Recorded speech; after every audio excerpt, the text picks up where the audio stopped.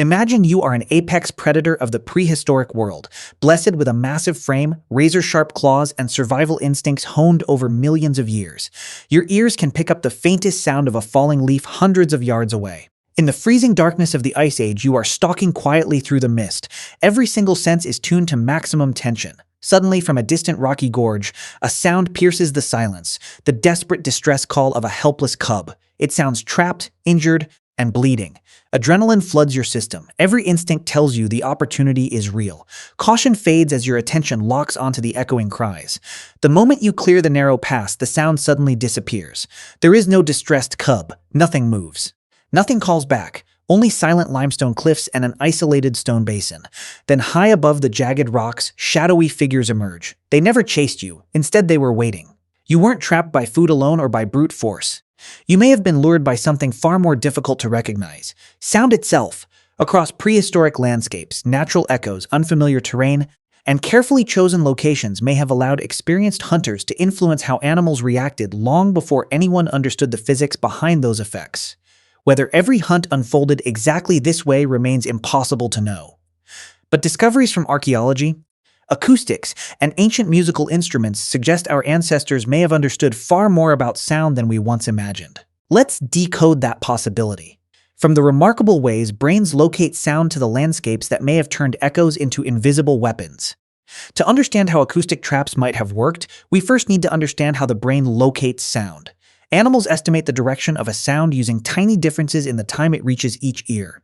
Scientists call this interaural time difference, or ITD. Even a delay measured in microseconds can help pinpoint where a sound originates. The brain also compares loudness between both ears, a process known as interaural level difference, or ILD. Together, these mechanisms create an extraordinarily precise auditory map, refined through millions of years of evolution. Yet even remarkable systems have limits. In landscapes filled with steep cliffs, narrow passages, and countless reflective surfaces, sound can behave in surprising ways. Overlapping echoes, delayed reflections, and shifting reverberations may sometimes make it far more difficult for animals to judge where a sound truly comes from. Whether prehistoric hunters fully understood the underlying physics is impossible to know. What seems increasingly likely is that generations of careful observation allowed them to recognize that certain places consistently changed the way animals responded to sound. At the Hohlfels site in Germany, archaeologists uncovered intricately carved bone flutes among the oldest known musical instruments ever discovered. Acoustic studies show these instruments were capable of producing rich harmonic tones and complex overtones.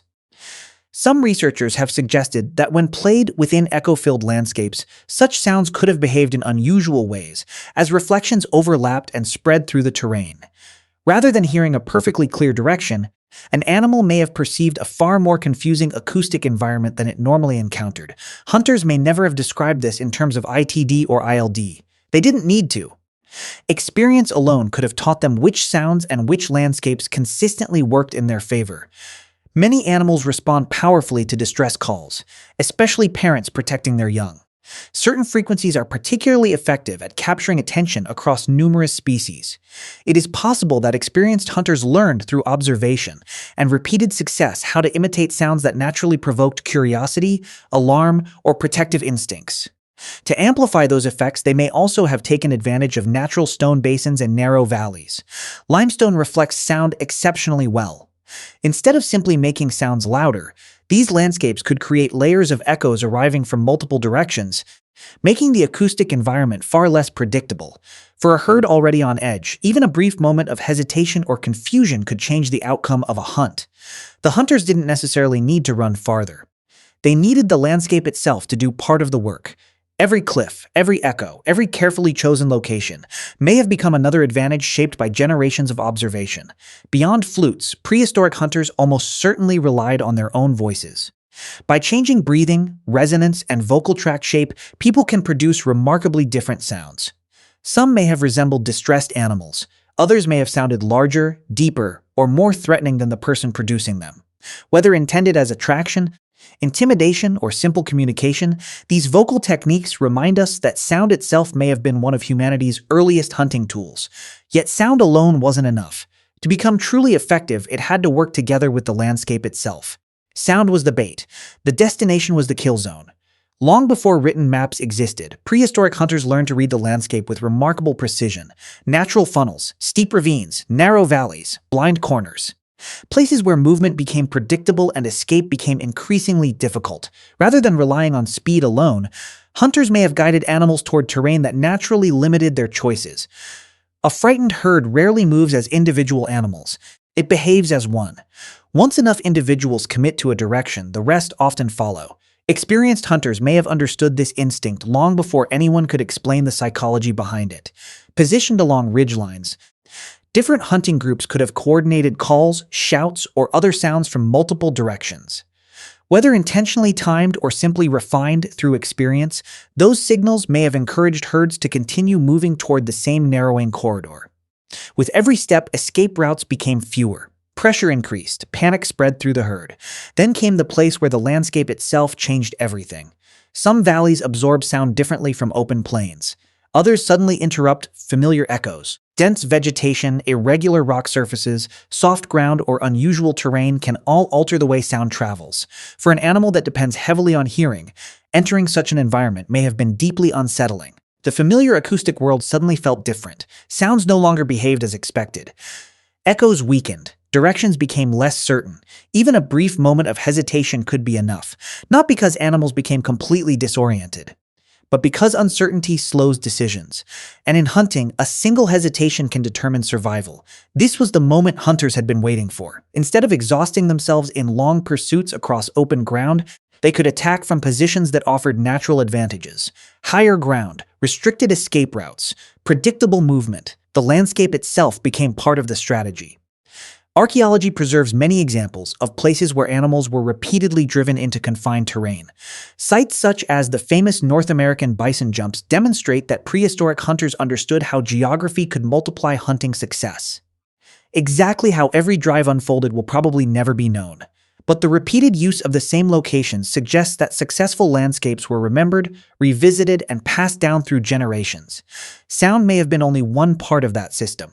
Hunters almost certainly experimented with many different ways of influencing animal behavior. Simple whistles, voices, drums, objects producing unfamiliar vibrations. Some ideas may have worked, others may have failed completely. Across thousands of years, successful techniques survived while unsuccessful ones disappeared. What remained was something even more valuable than any individual tool: a growing understanding of how sound, terrain, and animal instinct could work together. Because the greatest hunting weapon wasn't always a spear. Sometimes the landscape itself was the weapon. Beyond fear, experienced hunters may have discovered something even more powerful. Not every successful hunt depended on frightening an animal. Sometimes the safest sound was the most dangerous one. Across nature, animals constantly listen for clues hidden in the surrounding soundscape. Birdsong, flowing water, the ordinary calls of other animals. Together, these sounds create an ongoing picture of whether the environment feels safe or whether danger is nearby. Modern behavioral research shows that many species adjust their vigilance according to these natural acoustic cues. It is possible that prehistoric hunters learned to recognize those patterns as well. Rather than announcing their presence, they may have blended into an environment that already sounded peaceful. A quiet bird call, the distant sound of feeding animals, the familiar rhythm of an undisturbed landscape. None of these sounds guaranteed safety, but together they could lower suspicion just enough for hunters to move closer before being detected. Whether this amounted to deliberate safety mimicry in the modern sense is impossible to know. What seems more likely is that generations of observation taught hunters which sounds attracted attention and which sounds encouraged animals to remain calm.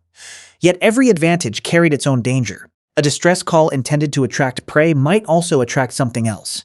Another predator, a cave lion, a pack of wolves, or a rival hunting group drawn toward the very same opportunity. The hunters who created the sound could suddenly become the ones being stalked.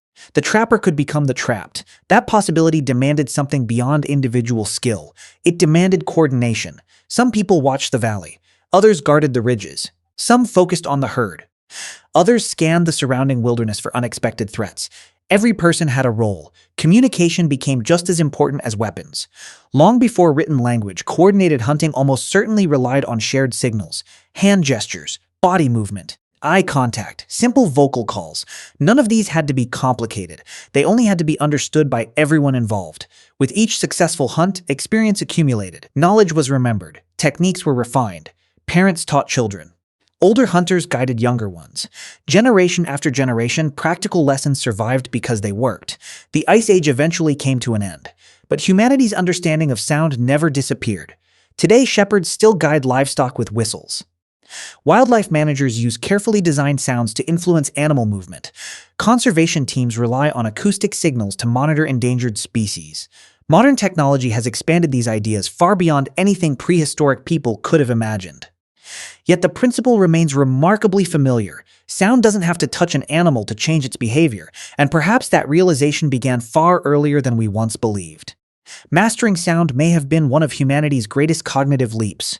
Not because it gave us sharper claws, not because it made us physically stronger, but because it allowed intelligence to accomplish what strength alone often could not.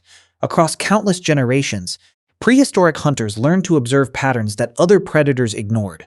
They watched how animals reacted, how echoes changed across different landscapes, how terrain, timing, and sound sometimes worked together in unexpected ways.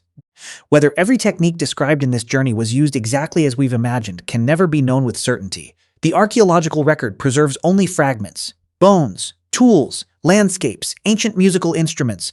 The rest has been erased by time. Yet those fragments reveal something extraordinary. Our ancestors weren't merely surviving. They were constantly experimenting, observing, learning, passing knowledge from one generation to the next. The humble bone flute may never have been just a musical instrument. It may also represent something much larger, the growing realization that nature itself could become a tool, that invisible forces like sound could shape the behavior of both animals and people. Over thousands of years, humanity continued building upon those discoveries. Simple observations became practical knowledge. Practical knowledge became tradition. Tradition eventually evolved into science. Today, acoustics helps us design concert halls, guide underwater exploration, monitor wildlife, and communicate across the planet. The principles have become far more sophisticated, but the curiosity that inspired them may reach back to the Ice Age. Perhaps humanity's greatest prehistoric weapon was never simply a spear or a bow or even fire. Perhaps it was the ability to recognize hidden patterns in the world and transform those patterns into survival. That possibility may be one of the most remarkable legacies our ancestors ever left behind.